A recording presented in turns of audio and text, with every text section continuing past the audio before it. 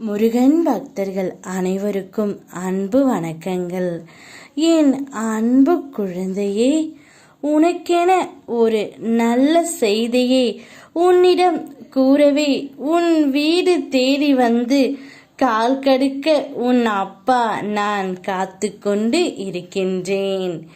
உன்னுடைய துணை உன்னிடம் சேர முடிவு எடுத்து விட்டார் தங்கமே.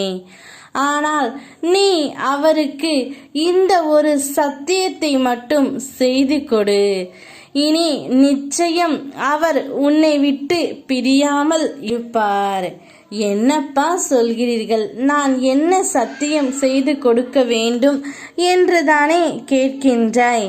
வேறு ஒன்றும் இல்லை தங்கமே. இனி நீ எக்காரணத்தை கொண்டும் அவரை விட்டு பிரியவும் கூடாது, சண்டையிடக் கூடாது என்று தான் அந்த ஒரு சத்தியத்தை தான் உன்னிடம் அவர் கேட்கின்றார். என்ன சண்டை வந்தாலும் இனி என்னை விட்டு நீ போகக்கூடாது என்ற ஒரு வார்த்தையை அவரிடம் சொல்லிவிடு தங்கமே. நிச்சயம் அவருடைய அன்பும் உன்னுடைய அன்பும் உண்மையாக இருக்கும் பட்சத்தில் உங்கள் இருவரையும் யாராலும் பிரிக்கவே முடியாது. இந்த பிறவியில் மட்டுமல்ல, ஏழேழு எத்தனை ஜென்மங்கள் எடுத்தாலும் உன் துணை உனக்காகவே படைக்கப்பட்டவர். உன் துணை உன்னிடம் வந்து சேரவும் போகின்றார். நோக்கம் என்னவென்பதை முதலில் தீர்மானி. அதுவே இலக்கு என்பதை உறுதி செய்து கொள். எதற்கும் பயப்படாதே, தயங்காதே. இலக்கை நோக்கி அடியெடுத்து வை. தொடர்ந்து முன்னேறு.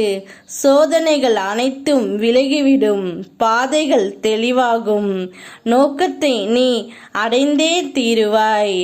உனக்காக உன் அப்பா நான் துணை நின்று தான் இருப்பேன். பார்க்கும் அனைத்தையும் மனதிற்கு கொண்டு செல்லவும் கூடாது, மனதில் நினைப்பது அனைத்தையும் பேசிவிடவும் கூடாது.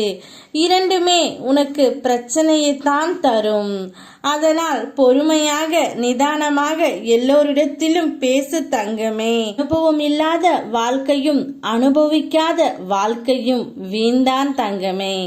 அதனால் இந்த ஜென்மத்தில் நீயும் உன் துணையும் சந்தோஷமாக வாழ பழக கற்றுக்கொள். நிச்சயம் உன் துணை உன்னிடம் வந்து சேருவார். உறவுகளுக்குள் விட்டு கொடுத்தலும் அனுசரித்தலும் அவசியம் என்பதை நீ புரிந்து கொண்டால் போதும். உன்னுடைய வாழ்க்கை மிக மகிழ்ச்சியாக இருக்கும். யாம் இருக்க பயமேன். ஓம் முருகா.